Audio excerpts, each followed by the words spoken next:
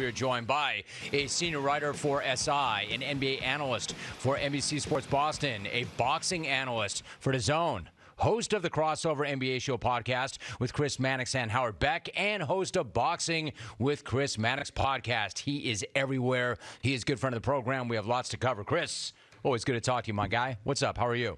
What's going on, Jim? Dude, lots to get to, so really good to have you. Thanks for making time for us. All right, Chris, so tonight is Game 2 of the Nets-Celtics series. Given how Game 1 went with Kyrie Irving and the fans getting into it, and then Jason Tatum winning that game in the last second, what kind of an atmosphere are you expecting tonight? It'll be great. It'll certainly be hostile once again towards Kyrie Irving. His reaction to the fans is only going to encourage them to be just as vocal. We'll see if Kyrie has similar reactions that, could lead him to get fined once again. But it's going to be hostile out there. I think the bigger question is, less to do with Kyrie Irving, who was brilliant on the basketball court, but more to do with, can the Celtics be as effective against Kevin Durant as they were in Game 1?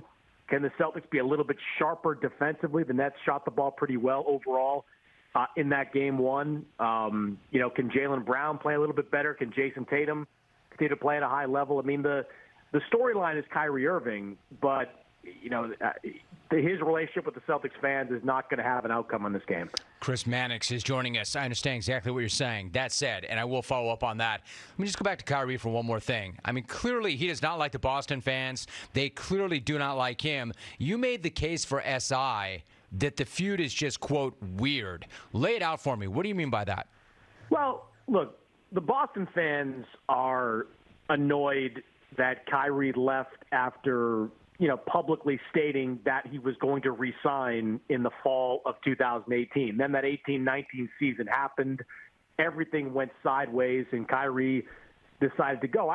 I think it's a little bit unfair to hold Kyrie to a standard that maybe we don't hold ourselves to. I mean, Kyrie left Boston to go to Brooklyn, where he lives and grew up nearby, to play with one of his best friends in Kevin Durant, who also happens to be one of the best players in the NBA, and got a max contract along with it. I mean, I don't know how many of us would do anything different. Now, he probably shouldn't have declared that he was coming back, in the preseason of 2018, but he also didn't know that the 18-19 season was going to be one of the most dysfunctional in recent NBA memory. So I think the Celtics and their fans are kind of holding him to a standard they wouldn't hold themselves to. At the same time, I don't know why Kyrie continues to engage in the way he engaged. Look, Kyrie left Cleveland under bad circumstances.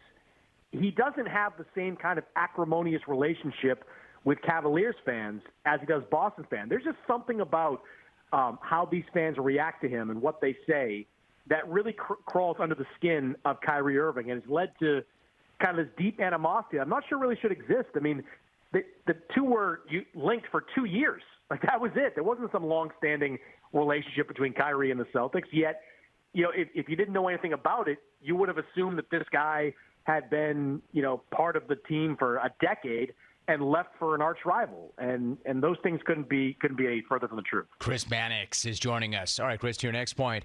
Kevin Durant, they defensively, I thought Boston played amazing first quarter, and then you're right, they were not as effective defensively after that. But Kevin Durant still went 9 for 24 in Game 1. What do you make of how they dealt with him, and do you think that's repeatable?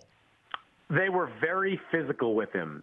It began with Grant Williams. It continued with Jason Tatum. Al Horford played a little bit of that defense as well. And, sitting there watching every possession that Durant tried to get open, he was forced off his spots. He was pushed back and had to make catches deeper and had to begin his movements a lot further away from the basket than he wanted to. I thought it was an excellent strategy by this Celtics team. Now, I can't remember seeing Kevin Durant play 2 bad games in a row. They just don't happen. He's too good offensively for that type of situation to unfold. And then I would also expect Steve Nash to make some adjustments, like keeping Durant in motion, having him play more catch and shoot than he did in Game 1, where he was a little bit too focused, I think, on playing isolation basketball. So I think the Celtics will continue with that game plan. I just expect the Nets to make an adjustment that will enable Kevin Durant to get his shots off a little easier. We're talking to Chris Mannix. Can't wait to see game 2. You know, you did a piece on Joel Embiid a few weeks back. Let me ask you this.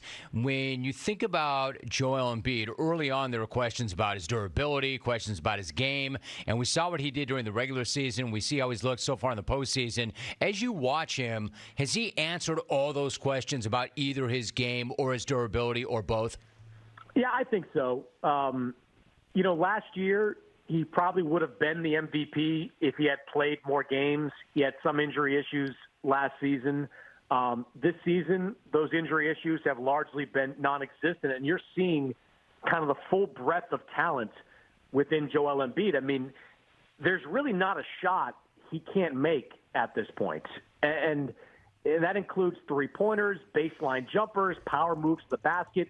He is just really comfortable in every possible position. That's a credit to his work ethic. I mean, when I spent some time with him, one of the things I was astonished by was how every offseason he spends so much time working and studying film of other great players. He has watched every made basket of Kevin Durant, of Shaquille O'Neal, of Akeem Olajuwon, of Michael Jordan.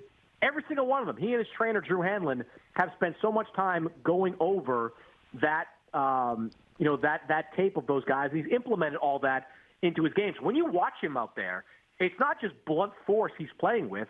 He's throwing up feathery mid-range jump shots. He's making threes at a rate a player his size and skill set probably shouldn't be making threes. He's the complete package right now. And look, I know MVP is a regular season award, but I'd argue there's probably a few voters out there that watched what Nikola Jokic did in his first couple of games and watched what Embiid did in his first couple of games and maybe wondered why they didn't vote for Joel.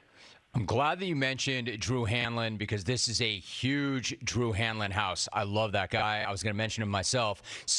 Chris Mannix, my guest, speaking of the MVP. All right, so despite the fact that the Joker is the reigning MVP, there is still a group of fans, even some media members that do not seem to respect him, at least not on that level. Chris, if Denver gets blasted out of the playoffs in the first round, you know that crowd's going to try to make that argument that he's not MVP caliber. What do you make of that argument?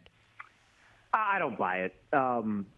Look, that team was ravaged by injuries all season long, and they played as well as they played largely because Joker is on a different level. Like, how many other guys could carry that team in that conference to a 6 seed without two all-star caliber players in Michael Porter Jr. and Jamal Murray? I mean, he was superior. Now, it will be an indictment on him to a degree if he can't get this team back in the series. And Golden State, look, they may not be beatable anyway. With Steph Curry, you can make the argument the Warriors are the top team in the Western Conference.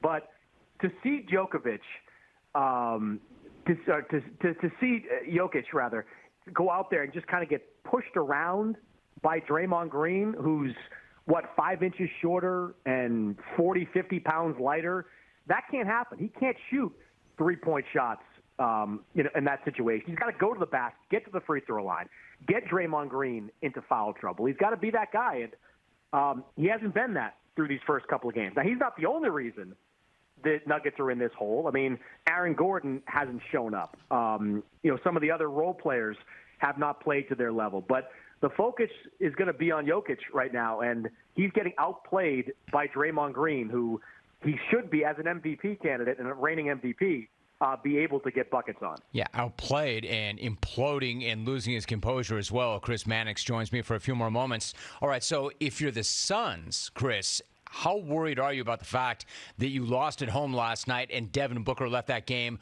with a right hamstring injury? Not the same as the other hamstring, but a right hamstring injury. And are you hearing anything about the severity of it? Not yet.